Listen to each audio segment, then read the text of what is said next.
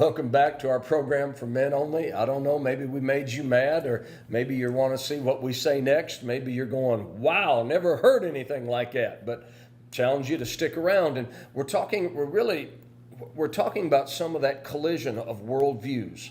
And I think, Preston, you were pointing out earlier that it's amazing how the statistics seem to point out that the biblical worldview of men and fathers actually proves out by the statistics that when we have a biblical worldview, children end up better off. And I think one of the things that we were talking about, whether in this program or the earlier program that we did on this, one of the reasons that children are important, especially in a man's life, if he views it right, is that it kills the selfishness. Yes. And part of what it does is it makes him look at something else and look at his heritage, look at his future, and has to think differently.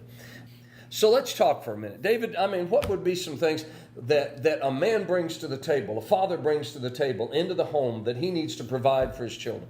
What are some things that he should bring to the table? Probably, I think maybe the biggest single thing is the security. Children need to be raised with security. Oh. If you raise children, if the father's not there, or if the child is raised in an insecure situation, that child is going to be is going to grow up to be an insecure adult, and society is going to be less strong because of that lack of security. So I believe one of the father's biggest things is to be there for his children, to be so they can know that when they come home after school, he's there. He's going to be there no matter what. If I need my dad, he's going to be there. It's not, where is he going to be? Who's going to take care of this for me? They're going to have security. Okay, Preston, what else would you see that comes? Not only do children expect it, but your wife expects that from you. They don't want to be worrying. Is dad coming home? Okay, geez, is he coming home tonight? Maybe he's not coming home tonight. Are we going to have a place to live? Are we going to have food on the table? Because he is a provider. If he's home, nobody's going to break into my house and try to harm us because dad is home. Dad brings that foundation, that security.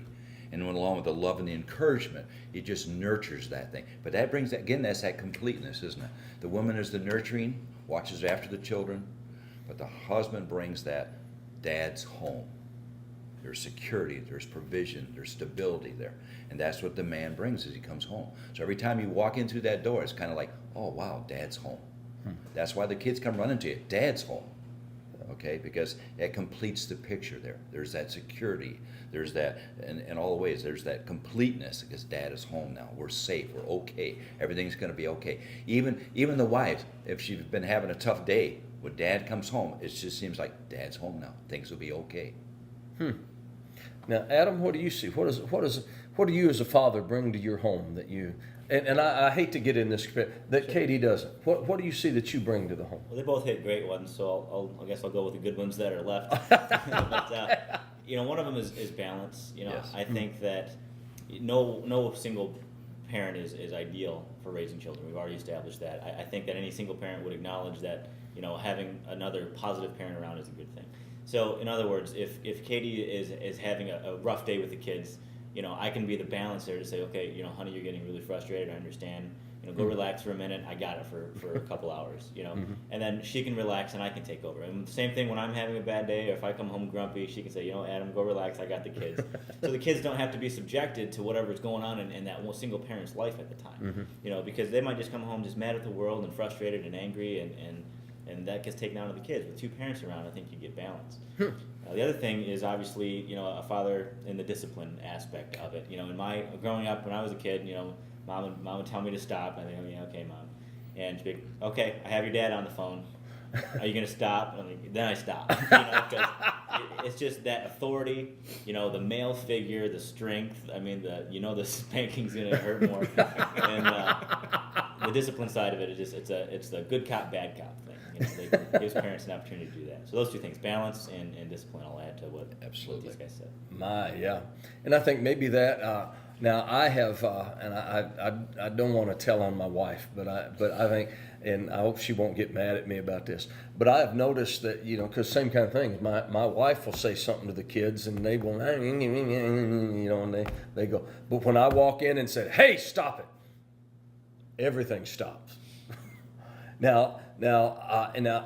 Obviously, by that statement, I have a backbone.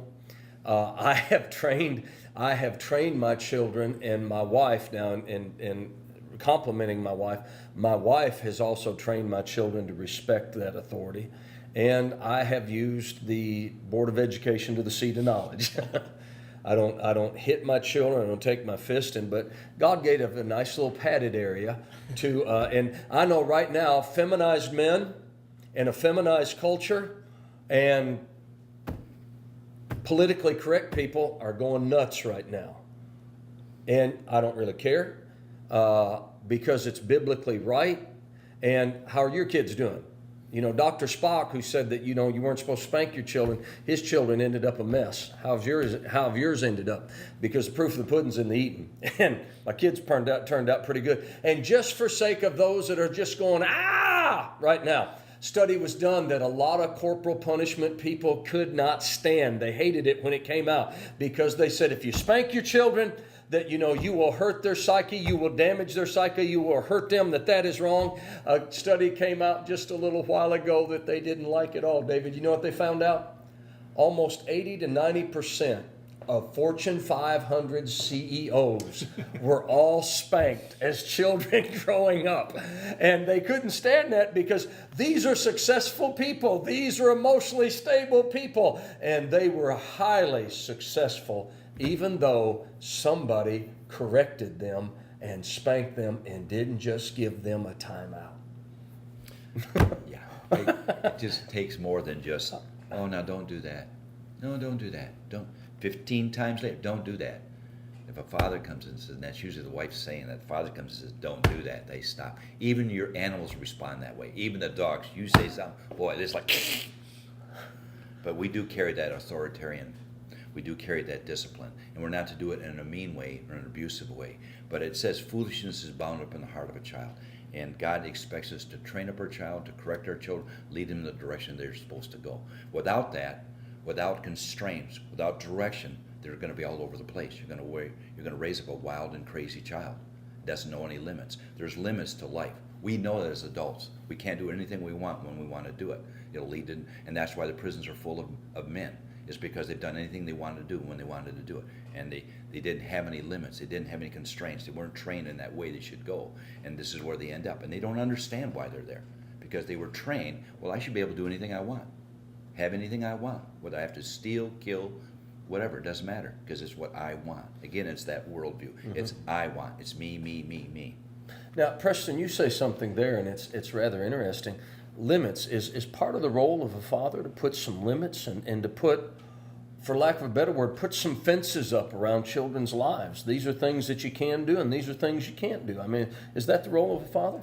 It was interesting with my youngest daughter.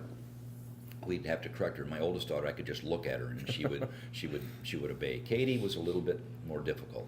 And Adam's married. But the interesting thing, and my wife and I always talked about that, when I would correct Katie, it's her whole demeanor would change. And it's like she said, thanks, I needed that. She'd never verbalize that, but it's like, thanks, I need that, because it brought her back within the parameters. So she could do anything she wanted within these parameters. When she got out, then she wasn't happy herself.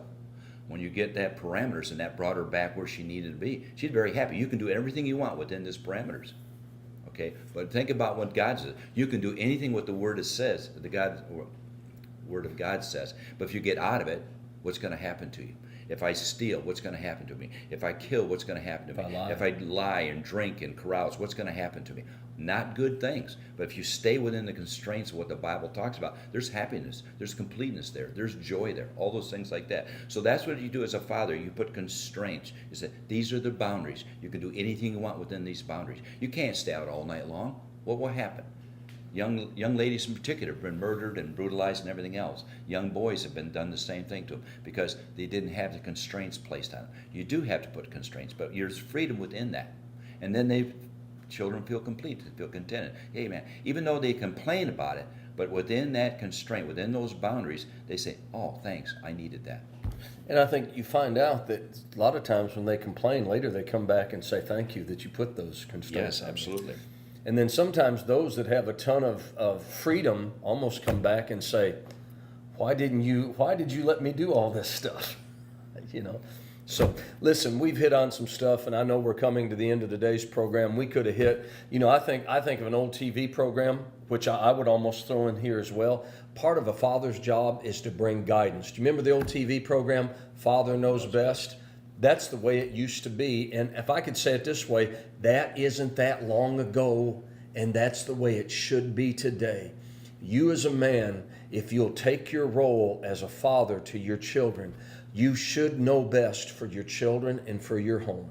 We trust today's programs help. You need to tune in because we're going to be on this subject for a few more weeks and talk about a man or a father and his children. God bless you. We'll see you again on For Men Only.